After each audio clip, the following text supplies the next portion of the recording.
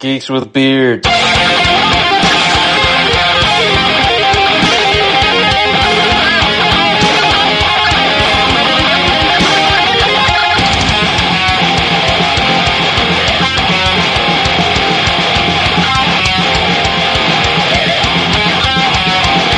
Podcast. Miguel O'Hara. The whole thing was his idea. What's a guy got to do to join this spider team? You can never be part of this. Don't even get me started on Doctor Strange and the little nerd back on Earth 1999-99. Come on, go easy on the kid. He had a terrible teacher. Peter! Miles! Mayday! You have a baby? I have a baby. I'll take it from here. Miles, being Spider-Man is a sacrifice. You have a choice between saving one person and saving every world. Send me home. I can't do that. I can do both! Spider-Man always... Not always. What about Uncle Ben? If not for Uncle Ben, most of us wouldn't be here. Can't stop me now! You can't run forever, kid! I can't lose one more friend. Miguel, this isn't what we talked about! You knew? I have no idea what you're doing! Everyone keeps telling me how my story is supposed to go. Nah, I'm gonna do my own thing. All stations, stop Spider-Man! You? Me?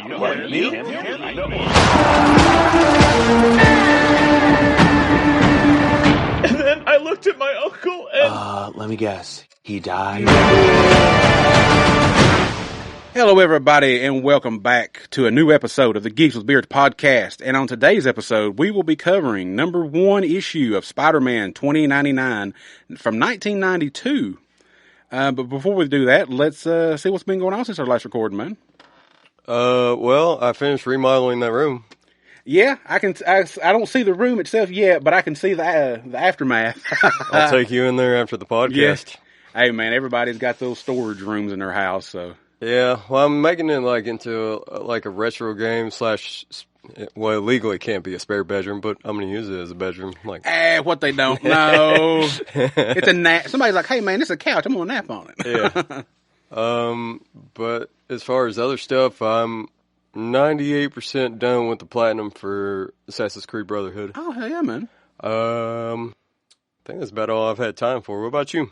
Haven't read anything. But I fell down a rabbit hole of watching Kojak. I don't know if you know the show from the 70s with Telly Savalas. Oh, yeah. Yeah, it's on the Roku channel.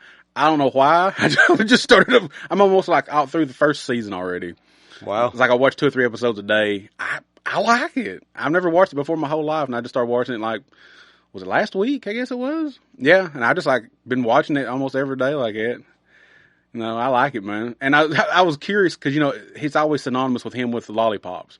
And I'm like, And I looked that up, and apparently, because he starts it in the first season, apparently it had a lot to do with, from the 60s when the Surgeon Generals came out with the whole cancer and smoking and stuff. Mm-hmm. And, of course, he does smoke in the show still some, but it shows him basically like he'll light a cigarette or a cigarello, and then he'll toss it, and then he'll stick a lollipop in his mouth or whatever. So I think they said something about it kind of had something to do with that. They were trying to not phase it out, but not feel like they were promoting it, I guess. You know what I'm saying? Like maybe he was trying, in his character, like he was trying to quit maybe or something. I don't know.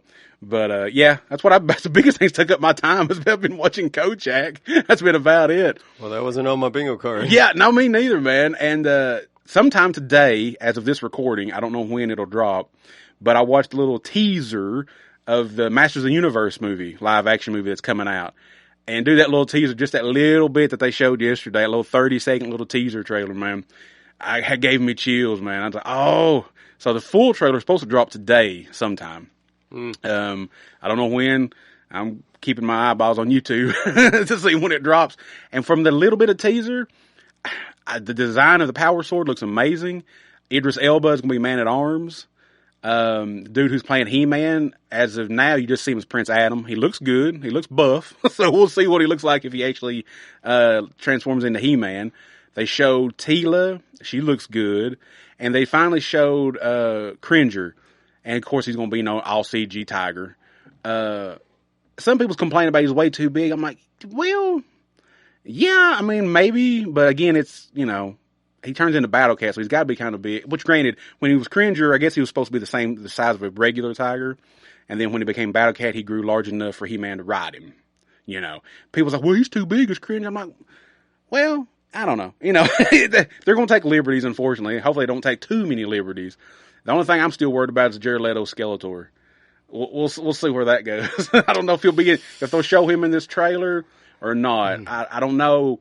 Because I don't know if he's going to be like a full CG Skeletor or if it's going to be Jared in makeup with like a Ghost Rider CG skull head. So I don't know yet. We'll see. That's the only thing that worries me at the moment. It's Jared Leto's Skeletor. Well, as long as it's not like his Joker, I'm fine. Yeah, I don't know, man. That was terrible. I don't know. I mean, now people have been praising him in Tron Ares, but I've not watched any of the 2 sequels. I only watched the original movie from the What other movies 80s? is he in? Let's see. Recently, like I said, he was in Tron Ares. He's been in Morbius. Okay, He was in the Suicide Squad, you know, as Joker. American Psycho. He was in that movie briefly before Christian Bale kills him in that movie in the 90s. I don't know, man. That's off the top of my head. That's the only thing I can think of. Besides, you know, of course, his music. He's got his band. Oh yeah, of course. That's the only movies off the top of my head. I'm sure he's got a longer filmography, but that's the only thing I can think of at the moment is those. Like I said, a lot of people's been kind of shitting on his Tron Ares performance, but a lot of people said it was actually a decent film. He did pretty good in it. I'm like, okay, I'll take your word for it. I probably won't ever watch it, but we'll see. I don't know. But all right, so we'll jump into this now. Spider-Man 2099 #1. Written by the late, great Peter David, and art by Rick Leonardi, from November of 1992. And we open in New York, or Nueva York, as they will call it later on in the books, in the year 2099. And we see flying cars, you know, kind of like the Fifth Element, you know, they're flying way above the streets and everything. And it's full of some young people, some teenagers, or people in their early 20s or whatever. They're flying way up in the sky. And one of them's worried that, hey, man, we're going to get caught by the authorities because we're not supposed to be up this high. And one of them's like, oh, they're not even going to be worried about us. Come on. They don't care. They don't even come up this high because they're afraid of the crosswinds. Okay, so this scene right here gave me neutrino vibes like no other. That car was almost identical. Yeah, I thought about messaging you when I was rereading this. I'm like, I bet he's going to get that.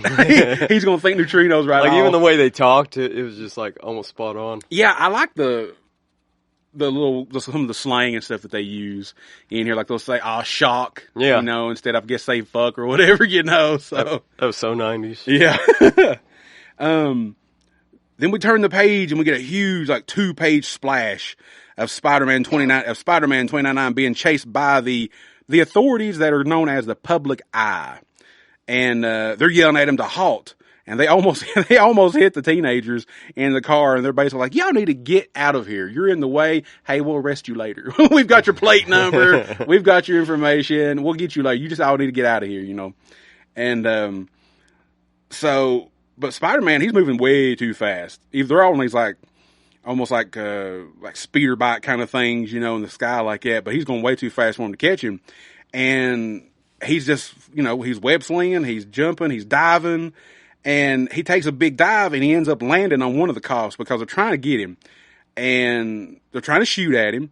But, of course, like I said, they're missing him. And he flies right into the cop in his motorbike. And he takes his talons, that we'll find out here in a moment, that he has. And he slashes the cop's face. Doesn't kill him, but he does slash the cop's face. Because the cop was trying to shoot at him like all the other one was. But the cop survives. And it looks like, I'm not sure where Spidey drops him at. I don't know if it was like first I thought it was a hospital. But then he's like, well, call an ambulance or something like that. So maybe it was just a shopping mall or something. I don't remember exactly what the building was. But at first I thought it was a hospital. But I don't guess it was, though. But the cop survives. And then we cut to Babylon Towers, a subsidiary of Alchemax. And that's where we meet who Spidey is, and his name is Miguel O'Hara. And we find out later on in the issue that Miguel is like this super smart, like, geneticist.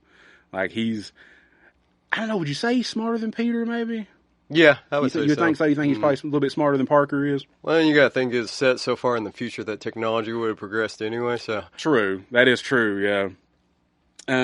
So he walks into his apartment and the lights come on, but they're a little too bright for his eyes, and he kind of winces a little bit, And he basically tells the computer, whatever. He's like, "Hey, dim the lights by about 1/4." So they dim down. And this is one thing that I always loved about this book was Lila, his hologram. the one that was dancing? Yeah. I think she's throughout the whole book, I believe. And, but she's always a cool character. I always did like her. So she's there and she's like, "Hey, how you doing, Miguel? You don't look too good." And she starts replaying some messages that he got while he was out. And he gets a message from Tyler Stone, who is his boss at Alchemax. And a piece of shit, too. If anybody out there has read the whole run of the original Spider-Man 29, you find out Tyler Stone's a piece of shit. But so he gets a message from Tyler, and Tyler leaves a message saying, "Hey, Miguel, I know you need that drug, man." He's like, "I can help you. You just got to give me a call." Then he gets one from his brother, and he's talking about something called a corporate raider program. Now, we don't know what that is at the moment. And he's, and Miguel's like, just delete it. Just delete it. And then he gets one from his fiance, Dana, who she's worried about where he's been. She hasn't seen him in several days. And you see in her, because these are all coming in like holograms messages. And you see on her hologram message that her right eye seems to be slightly swollen, and she's got a bruise on her face. And Miguel he's like, just delete them. Don't want to deal with it. And Lila's like, "Hey, you haven't made a journal entry in a while." He's like, "Okay." He's like, "Lila, record this." So he makes his journal entry, and he's letting us know what has happened. It's one of those situations where, like in the movies, where we open in the action, and then the next scene is, let's go back a few days. Rewind. Yeah, let's rewind and show how this happened. So that's what he's going to do. He's telling us what has happened to him over the past 24 hours or whatever it's been. So you find out that he works for a big company called Alchemax, where he is the head of a project called Corporate Raider, where basically they are trying to create create a super person to, I guess, raid other corporations for secrets, maybe, kind of like espionage or whatever. And they've only been tested on animals so far, but Tyler Stone, he wants to jump into human testing. He's like, "Look, what good is, all this animal testing doing if we're not getting any progress?" And Miguel's like, "Look, we're not at the stage for human testing yet. It's not safe. And I'm not going to allow you to, rush us and possibly kill somebody." And Tyler's like, "I don't give a shit what you want. I'm the boss. You're going to do human testing, and you're going to get this program going quicker." And that automatically reminded me of Ross with Banner in the Hulk book, where he's like, "Man, what the hell? Ain't you? What's taking you so damn long? What are you dragging your feet for?" But Miguel says, he's like, "Look, we're not ready." And he said, rushing could lead to a catastrophe.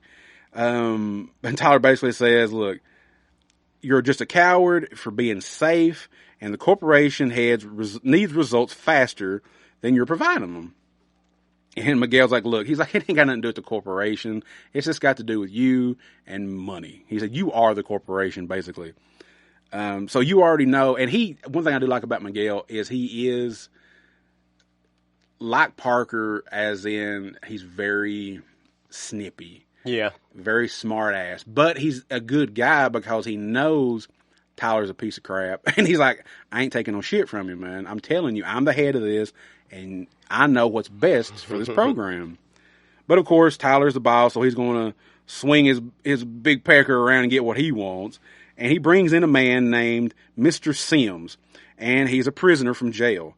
And he's going to bring him in as a test subject. And Miguel's like, "What the hell is this?" He's like, "Hey, man, he volunteered. And if, he was told if he volunteered that his sentence would be commuted down a little bit. And, he wouldn't be in jail as long."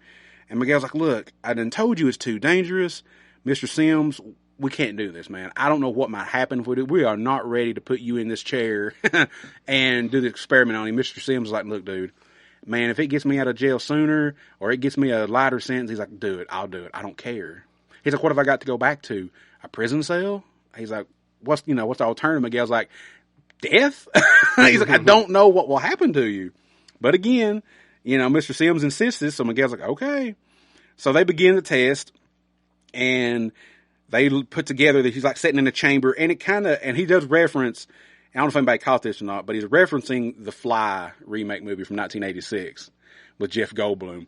The chair and the thing that Sims is sitting in, he's referencing that as similar to the transporters that Jeff Goldblum's character uses in that movie. Because I think he even says, I watched it from a movie about a fly or something like that, I think. But I thought that was really cool. And also kind of made me think a little bit, I know it's just reaching, almost like Vader's thing where he opens up and he's in there meditating. Yeah. Almost. That's what I got from it, actually. Just a little bit. It kind of made me think of that too. So they begin the test, and Mr. Sims, he butt naked, he's sitting in that chair and in that chamber. And he says, unfortunately, when they do the test, it fails. It doesn't work. And of course, that's because Miguel told him it wasn't going to work, but nobody wanted to listen. And what happens is Mr. Sims, he's turned into some kind of creature. He's still bipedal, but he just looks monstrous looking. It's hard to describe it unless you see the pictures. He just looks kind of monstrous looking, And he attacks Miguel. But he does, unfortunately, basically, he just dies. He just falls over on the ground and just dies. Almost looked like he almost kind of like just fell apart at a cellular level. It's like he just almost become like this goop on the floor, basically. Yeah. Like it broke him down into nothing, Almost like Clayface. Almost, kind of. Yeah, almost. So, Miguel's pissed off, rightfully so. He bursts into Tyler Stone's office and he's like, look, I'll quit. He's like, I don't want any part of this. He said, I don't want any part of this program. I don't want any part of Alchemax. Nothing. He said, you can stuff this job. I told you we weren't ready for human testing. You forced it on me, and now look what happened. Somebody died. I don't give a shit if he was a prisoner. Somebody died. And I told you this was going to happen. And of course, Tyler ain't paying no attention. He ain't listening. And Stone tries to persuade him to change his mind. But Miguel stands firm. He's like, nope. I made my decision. I'm not going to do it. And Stone's like, he's like, I know once you say something and you made your mind up, that's as far as it's going to go. And he said, well, hey, let's have some drinks. No hard feelings. Well, you find out that Stone is secretly drugging Miguel. He puts in drugs into his drink, and it's a drug called Rapture. And it's actually a legal drug that is created by Alchemax. And you find out that basically that's how Stone keeps his employees working at Alchemax and loyal to him, because you'll find out later, once Rapture is in your system, no matter how much you get in your system, once it's in there, it basically bonds to your DNA, and you can literally die if you don't get your next fix within a certain amount of time. So it's like hardcore heroin. I guess, yeah. And Stone knows this, and but it's a legal drug that they make, so they can't do anything about it. I'm like, that's a fucked up legal drug, but okay. I was like, okay, sure. Miguel finds out about it, and he says, hey man, he's like, look, he said, I can't believe you. He's like, what the fuck are you doing? You putting Rapture and stuff like that. And he's like, look, I need you. And I know that you're going to need Rapture, so you're going to keep coming back to me. He said, so let's just work something out. And he said, it's already in your system, man. You can't do without it now. Because he tells him, just like I said, hey, you'll die if you don't get it in your system. And Miguel's just pissed. I was waiting for him to punch him out, but he don't. He just leaves. And Miguel returns back to the apartment, and his fiancee Dana, she's doing robosizing with Lila. They're doing their little exercise program, And he comes in, and you can see that the Rapture has affected his body. He's holding his head in his hand, like he physically is ill. He's kind of hunched over, kind of shuffling his feet coming through the door. And Lila notices this, and that he's not doing too well. And she sees him, and she thinks he's sick. And she's like, hey, Miguel's like, honey, what's wrong? You know, are you okay? And because of the rapture and he's angry, he's pissed off, he accidentally kind of swings his arm to get her off of him. And in the process, either his elbow or his fist hits her in the face. I took it as his elbow. I'm not for sure which one, but pops her in the face. And of course she cowers away, and he immediately turns around and he apologizes. And he tells her what Stone done, that he got him hooked on rapture. And he says, I'm sorry, I didn't mean to do that to you. And she's like, look, you don't need Stone. He's like, what do you mean I don't need Stone? He's the one that gave me the rapture. I've got to go back to him to get it or I'll die. And she said, no. She's like, you don't. She's like, I can get rapture on the black market. He's like, what? Yeah, she's basically going to buy him drugs. He's like, what? When the hell did you get on the black market? You know, because we don't know nothing about this character at the moment. This is just the first issue. She just seems like, innocent, fiance, but she's just like, no, I can get on the black market for you, baby. You don't need Stone. And he's like, no. He's like, no, I don't want you buying me drugs. I don't want to be on this shit. She's like, yeah, but she's like, if it keeps you from hurting, she's like, I'll do anything to do that. And he's like, no. He's like, no. Did you ever see that Nicolas Cage movie where he was like a drug dealer? It's like almost in the vein of Blow. But I don't think so. Derek, you might know because you did 365 Days of Cage. Let us know, man. Wait, that exists? Well, Derek did a thing last year where he was basically I think he was trying to watch almost every Nicolas Cage movie created, and he might have watched. I forgot how many he watched. When you hear this, Derek, let us know how many you watched. I forgot what you told me. I've got all kinds of questions now. Oh, dude, he watched all kinds of Nick Cage movies, man. But no, I don't think it was like Lords of War. Maybe he was yeah, okay, I know the movie. If it's Lords of War, I know which one you're talking about. Because at the end of the movie, his brother was like a drug addict, and he was like pouring coke on the seat. Okay. And just... yeah, maybe. I'm not for sure. But yeah, I know the name of that one because he was basically a warmonger. He's like a arms dealer or whatever, I think, in that movie, Lords of War. I know of it, but I don't think I've seen it. I've not seen a lot of Nick Cage movies. I'm not very educated on Nick Cage's movies that much. I've seen a handful. So yeah, after he's basically like, no, you're not buying me drugs. He goes back later that night and he goes back to Alchemax because what he's going to try to do, since like I said, he is this genetic, physicist. He's a freaking genius. And he was the lead on this program. So he knows how the program works. So he goes back later that night to see if he can try to rewrite his genetic code to before he was affected by the rapture. And you're like, well, how the hell is he going to do that? Well, you find out that this is possible because throughout the whole time of the testing that they've been doing on the animals and stuff, Miguel has been using his genetic code as a base working material. So it's already in the system. So it has his code prior to rapture infection. I'll say infection. So it has that in the system. So it's possible. Theoretically, it's possible that he could rewrite his code to where it would remove the rapture out of his system and he'll be okay. Well, as he's doing this, of course, they always got to get butt naked before they do these tests. I don't know why, but it happens. Absolutely. Absolutely. I always got to get butt naked for these things, man. I don't know. So he gets undressed and he gets into the pod to try to, rewrite his DNA. But and I didn't mention this character earlier, but his name is Aaron Delgado. And he basically, as I wrote in my notes here, he's the company kiss ass.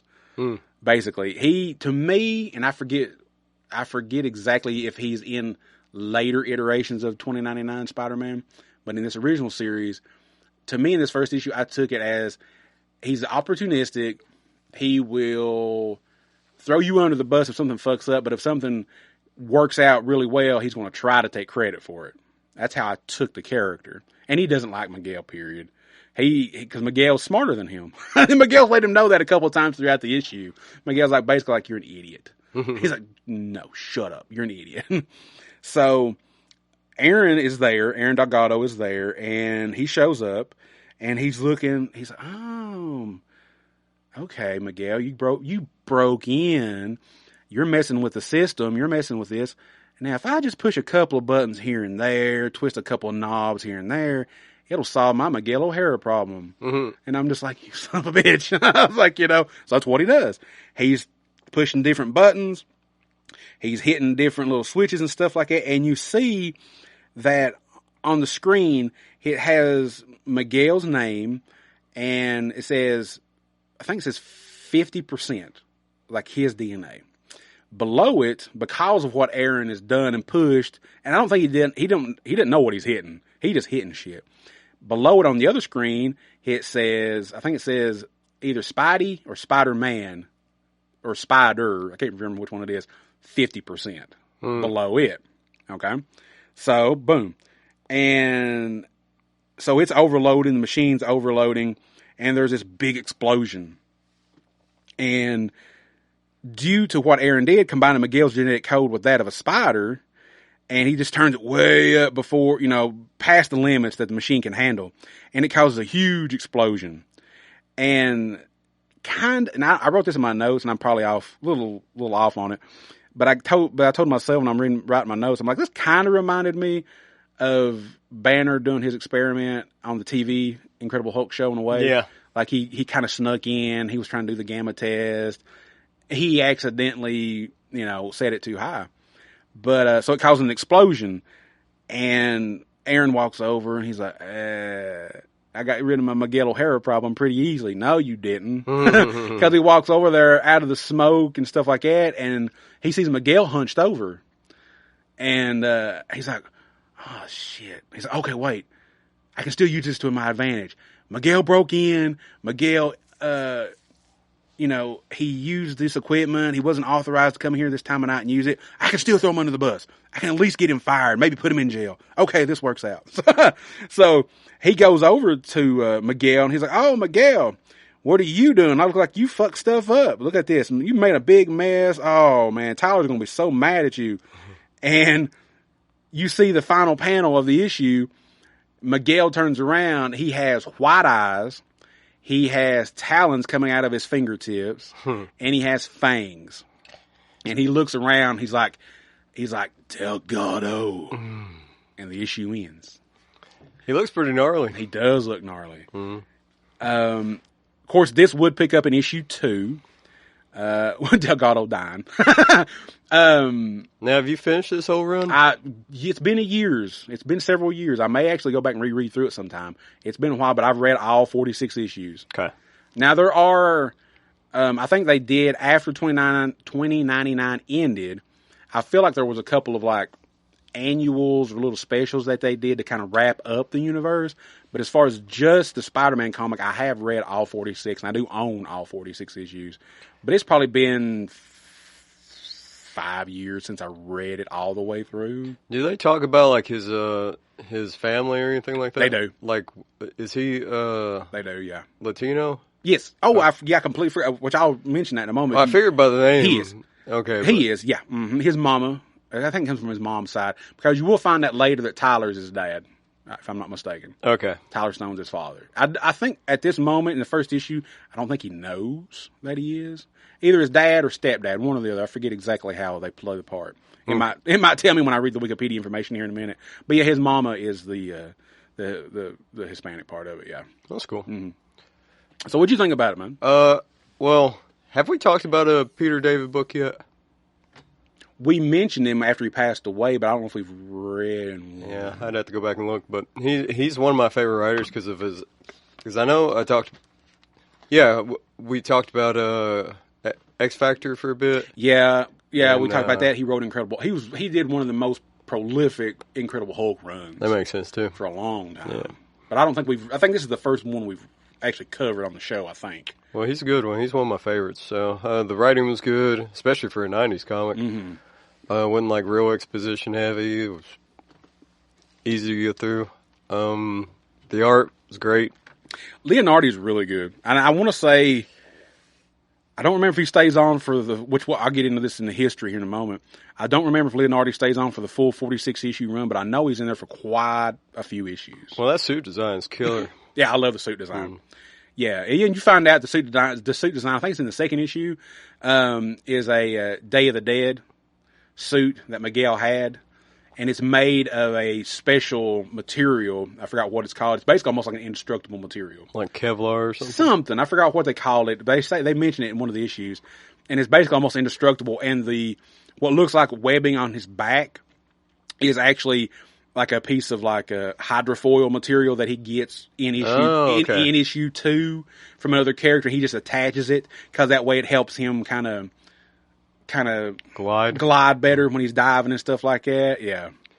That's cool. I like it. I mean, like I said, the first comic I ever looked at was Spider-Man. It was issue 25 because it had that foil. Yeah, it's got like the silver foil. And the one that we're looking at that we read for this was mine, issue number 1, and it has the red kind of foil type cover too, cardstock cover. It's a very McFarlane style of cover. It does. I could see a little bit of that bleeding into Leonardi's art. Yeah. Yeah. But yeah, I dug it. I highly recommend it if you want a different take on Spider-Man. And this issue is only going to run you like $10 to $20, which ain't bad considering it's number 1 and how old it is. Mm-hmm. And I imagine they didn't like pump them out like they did the regular Spider-Man book. Yeah, now that I'm not for sure on that one. I noticed, I looked on mycomicshop.com, and mine is what they call the direct version because it doesn't have the barcode on the front. Yeah. The newsstand version, I can't remember if the direct one was higher or if the newsstand one was higher. I don't know because that's the only difference, I think. It is. Yeah. The barcode. Yeah. For me, this is my favorite version of Spider-Man. I love Spider-Man 2099. I love Miguel O'Hara. I like him better than Parker. This is my favorite version of Spider-Man. It always has been. I'm always hit and miss with Spider-Man. Like, there's some really, really good stories with Peter Parker, and then there's a bunch of trash. But, because when I got into what we're going to talk about here in a little bit, like, the first Spider-Man comic I read was The Other. It's like when he was turning into an actual spider. Okay. And then he got the Iron Man suit out of that. Oh, yeah, the Iron Spider. Yeah.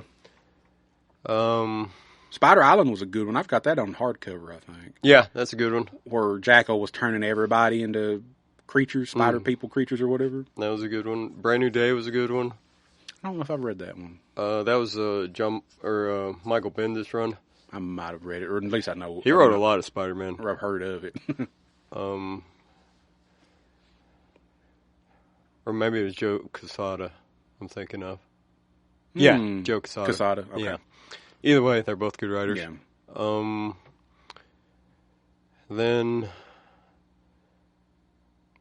the Superior Spider-Man, that's my favorite. Dude, yeah. When Doc Ock and Parker switch bodies. It starts out good, but Ock's a villain, but he's got to play it as Parker, And then he falls in love with the little girl. Not little girl, but little woman. Yeah. Yeah. Yeah, and then pretty much by the end of it, before they switch bodies back, he becomes a hero, pretty much. Doc kind of has... Don't bring Peter back. Yeah, he basically has like a switch of heart. And I think it has to do with that lady, doesn't it? It does. She kind of softens his heart a little bit or whatever. He actually falls in love with her. Yeah. So he actually becomes a hero before him and Parker switch over, which... Does it end with Doc dying? Is that why they switch bodies back? I forget now. I think so, because didn't he have cancer? Oh, Lord. And that's why he had to switch bodies in the first place? I don't know. I remember... It's been so long. Yeah, I remember Eddie having cancer due to Venom. And when... was it Mr. Negative? Was that his name? I don't remember. I don't recall he touches Eddie, and that's how Eddie becomes anti-Venom. Because he's got just a little bit of the symbiote still in his system, and it does something to it, and it cures his cancer and makes Eddie anti-venom. That I remember. See, I've got those, but I don't remember. But Doc Ock having cancer, I don't know. I know he was about to die, and that's why he had to... Like, it might have been his brain or something. It might have been something. I don't remember. We'll have to go back and... But that was a good run. I think I still have that run. Yeah, we're going to have to add that to the list. And I had the Marvel Legends action figure for it, too, but I don't know if I still have it or not, though. But, like I said, I love Spider-Man 2099. Am I expert on it? No, of course not. I just know the basics of the character. And you haven't watched the animated films yet, have you? The Spider-Verse? No, I know he's a big part of them. He's a big part of the second one, for sure. I definitely need to watch them for sure. Yeah, you do. They're probably the best Spider-Man movies out there. I've heard that from a lot of people, not just you. Yeah, not just you. I've heard a lot of people say those are really good movies. So let's see. If we don't have anything else, I did ask on Discord if anybody had anything to say about 2099. I got a couple back from the Dissect This Film Discord. Charlie says that Ghost Rider 2099 is hands down his favorite redesign of a Marvel character. Now, I've never read Ghost Rider 2099, but I remember almost every other 2099 character guessed in at least one issue of Spider-Man. I think Ghost Rider did, Doom did, Punisher did. Ravage might have, I don't remember. I don't know if the X-Men did or not from 2099. They may not have. I know my brother was a big Doom 2099. He liked that character design. Yeah, that was a cool one. Charlie goes on to say he's basically Terminator Ghost Rider. Yeah, basically. Yeah. Mickey, he says that, let's see. Oh, he's going on with Charlie. He says, yeah, he's basically Ghost Rider is awesome because he has a chainsaw, but I prefer the Cosmic Ghost Rider. Now that one I remember just a little bit about. That's not been too long ago. Wasn't that the one where he was working for Thanos? I know nothing about that. Okay. I remember it briefly. Let's see. Lo Wang says, I've got the full run of Ravage 2099 somewhere. But apart from that, I don't have too much experience with it. And I think that was about it. Yeah, 2099 I think is one of those, I don't want to say niche. It kind of is. But I guess it kind of is, yeah. It didn't run long. Let's see. I'll get into a little history here for a moment. Let's see. Okay. So yeah, Spider-Man 2099, published by Marvel Comics by Peter David and Rick Leonardi in 1992 for the Marvel 2099 comic book line. And is a futuristic reimagining of the original Spider-Man created by Stan Lee and Steve Ditko. His true identity is Miguel O'Hara, an Irish-Mexican geneticist living in Nueva York, a renamed New York City, in the year 2099, who attempts to recreate the abilities of the original Spider-Man and other people, and later suffers a related accident that causes half of his DNA to be rewritten with a spider's genetic code, which is what exactly happened in this issue. Let's see here. His abilities, basically almost like regular Parker: superhuman strength, stamina, speed, accelerated hearing and vision, genius level intellect, wall crawling abilities via talons on his fingers, organic webbing from his forearms, because he does like almost like Venom, he'll shoot it from the top of his hand, but he's got the spinnerets in his forearms, kind of like Ultimate Spider-Man did, in a way, which is probably where they took it from. They probably took it from this. Paralytic venom, because he can bite you, he's got fangs, and he can temporarily inject you with a little bit of venom that will paralyze you temporarily. And he's got, like I said, the gliding via an airfoil on his indestructible costume, and a mastery of aerobatics and combat. His first appearance, not his first appearance. As you said, he's into the Spider-Man Into the Spider-Verse 2018 movie, which is voiced by Oscar Isaac. People know him from Star Wars fame. He also reprised his role in Spider-Man Across the Spider-Verse in 2023. And 2099 was something that Marvel was doing in the 90s, I think, to kind of get fans back into reading comics, I think, because the 90s was kind of that lull into comic books at the time. He first made his appearance in the 30th anniversary issue of The Amazing Spider-Man. A little thing at the end of it. And like I said, it ran for 46 issues. But I said there was several other little tie-in books that they did toward the end. Let's see real quick. I want to tell you guys. Oh, and also Peter David will go on to do 2 more Spider-Man 2099 ongoing series in the mid to late 2000s. And I have both of those. And in those, Miguel gets a different suit. It's like white with some, I think it's blue. It looked blue to me. Like white, almost red, white, and blue in a way. It's not a bad suit, but I still prefer the original suit, though. I like it a lot better. Let's see. I'm going to read. Let's see here. I don't know if it will tell me. It probably won't. But basically the 2099 the 2099 brand ended in around the late 90s because I guess it wasn't performing as well as Marvel wanted it to. So they started canceling a lot of the titles. And Spider-Man ran for 46 issues. X-Men ran for, I think, either nearly the same amount or a little bit more. And they fired the editor or one of the higher-ups that was over the 299 line. And basically to show respect and camaraderie with them, Peter David left the book. But he only left it 2 issues before it ended. He left it with issue 44. So I probably already had it written down. Possibly. I forgot who picked it up for the last 2 issues, but he left at issue 44 because he's like, you know what, if you're going to screw this dude over, this dude has done so much work on this line for these past several years. If you're just going to screw him over, he's like, fuck it, I'm leaving. Unfortunately, the book only went for 2 more issues. And like I said, it got revitalized in the mid-late 2000s, and David came back and did 2 more, which they were both short runs. I think they both were only like 12 issues. But they were good too. I own those. They were pretty good as well. Not as good as the original, I don't think, but they're pretty good. But yeah, like I said, Peter David, you can't go wrong with any of his writing. I don't think you can. Leonardi's artwork's amazing. And I was reading something that said, because I've always thought this was just 616's future.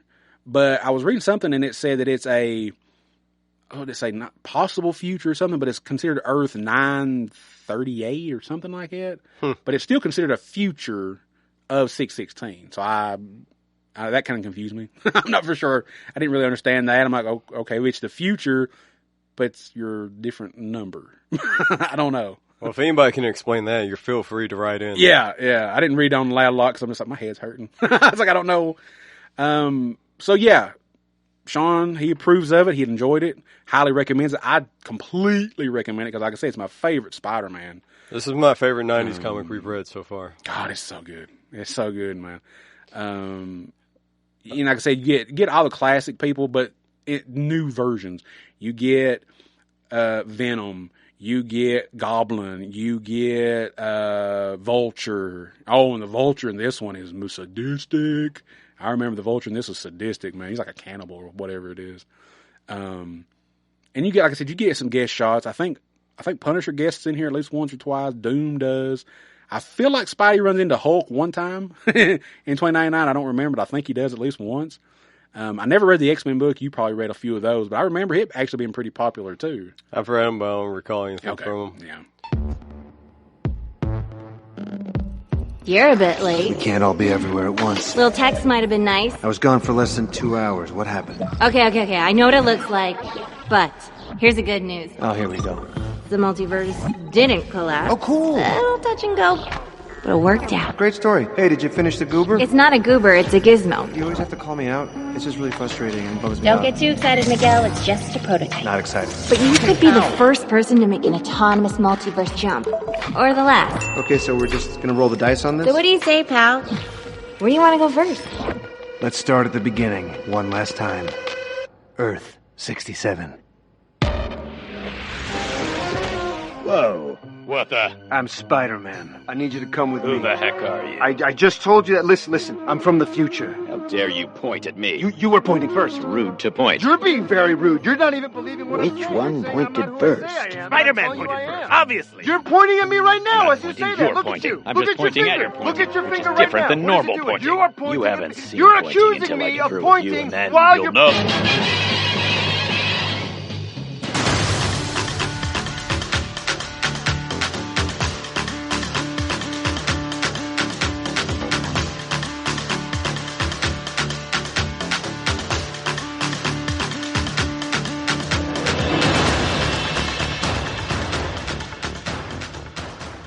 But yeah, that's all I got, man. Do you have anything you want to add? Well, speaking of X-Men, I hear that you have some corrections for us. Oh, I hope I still have the message. Yeah, faithful listener Pete, and I hope I still have it. If I don't, I apologize, Pete, because I wanted to read it. If he doesn't, Pete, you can ostracize him on the next episode. No. Okay, here we go. I do have it. Okay. Pete, basically, he messaged me not too long after. He's like, man, y'all hate me if I correct you on something. I was like, no, dude, please correct us. He says, And this has got to do with our X-Men Christmas issue that we talked about. Okay, the Kitty Pryde one. The Kitty Pryde one, yes. Okay. And this is some conversation that me and you had. I don't think it was specifically about the book.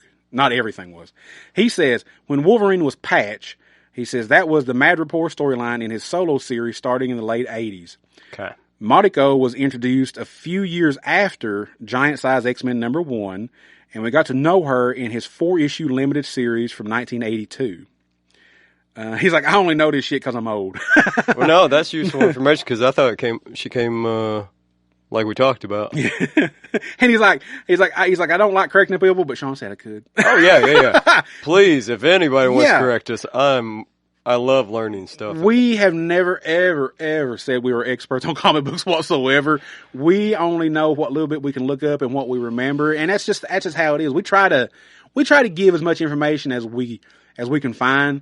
I did drugs as a kid. Well, no, it's not that. It's just we try to pick out the high points of each book or character that we cover. We don't try to go through the history of it. That would just take too long. Yeah. But if we do hit something wrong, oh God, yeah, please. That helps us be better, and it helps you guys enjoy the podcast more if we, try to be more correct on our knowledge. Let's see. And I think that might be it. Damn, I expected more.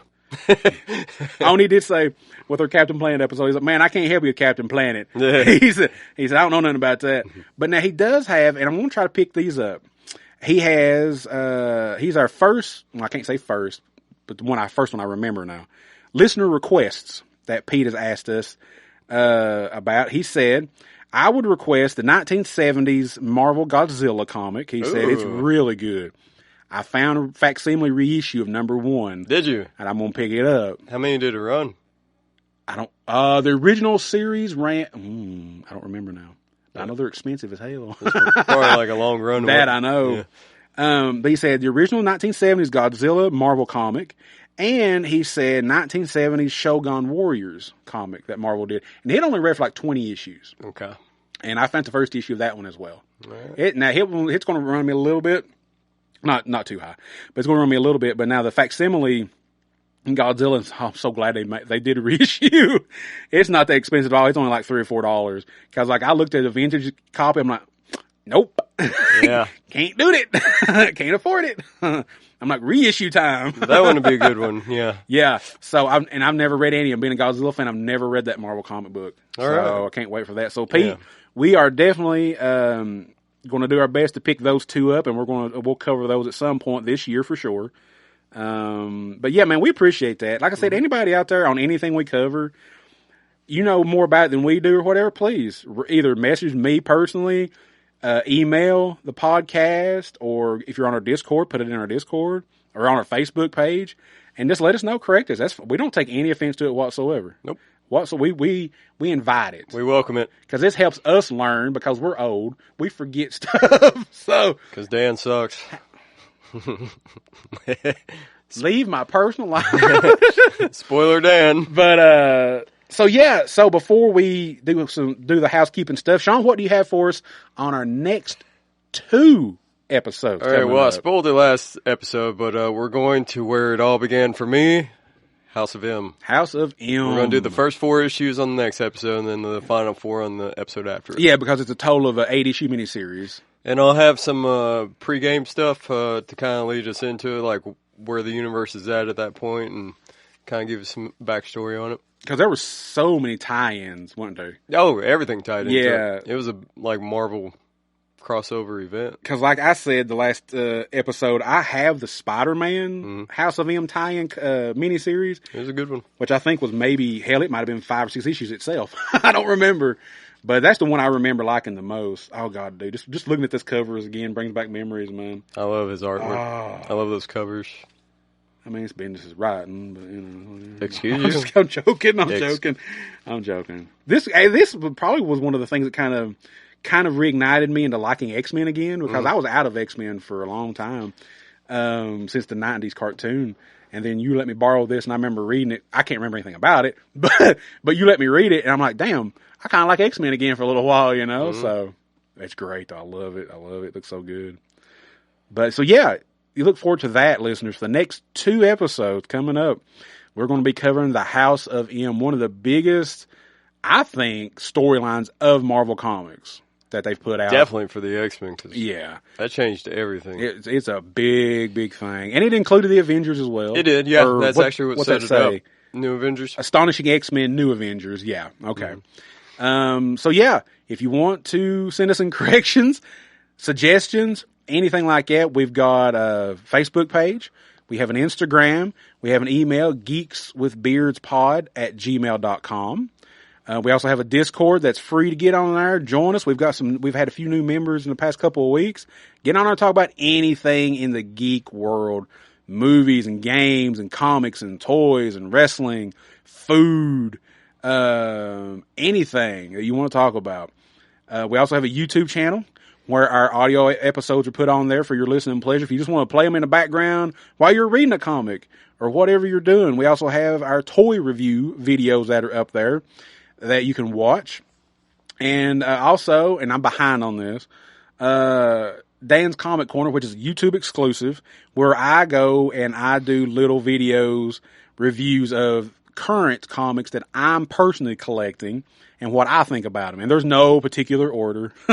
I just grab one. I'm like, damn, this is good. I'm going to talk about this on, on this episode. So, please check out on there. Give us a thumbs up and a subscription, subscribe to us. Leave comments down there in every video, whether it's the audio episodes, toy reviews, or my comic corner. Leave comments down there for either suggestions or what you think about it, what we can do to improve it. So yeah, I think that's about all I got, man. Anything you want to add before we get out of here? Party on, Wayne. Party on, Garth. We'll see you next time, guys. Bye. Up in the sky, look! It's a bird! It's a plane! It's Geeks with Beards.